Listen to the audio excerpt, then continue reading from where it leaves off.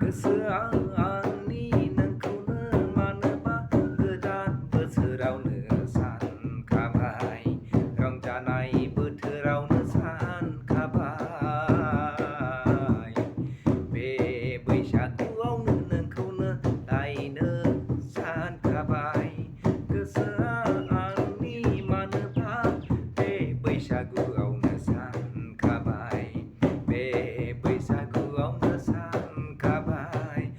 बे बैसागुआवनो सानखाबाय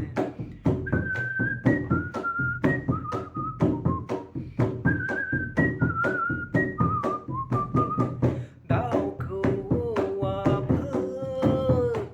खौवौ खौवौ होननानै जंखायहरबाय दाउ खौवौआबो खौवौ खौवौ होननानै जोंखौ जंखायहरबाय बे गोदान बोथोरावनो बे गोदान बोथोरावनो बे गोदान बोथोरावनो आं नोंखौ सानखाबाय आं नोंखौ सानखाबाय दाउ खौवौआबो गाबफैबाय दाउ खौवौआबो गाबफैबाय जोंनि गोसोखौ जोंनि गोरबोखौ हमदांनो हाखाबाय जोंनि गोसोखौ जोंनि गोरबोखौ हमदांनो हाखाबाय दाउ खौवौआबो जंखायहरबाय दाउ खौवौआबो जंखायहरबाय नोंनि आंनि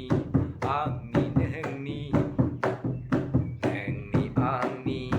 आंनो नोंनि आंनि नोंनि गोरबोनि खोथाखौ मोनथिखाबाय मोनथिखाबाय मोनथिखाबाय दाउ खौवौआबो जंखायहरबाय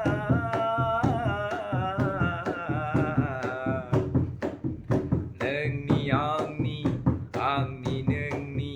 गोरबोनि खोथाफोरखौ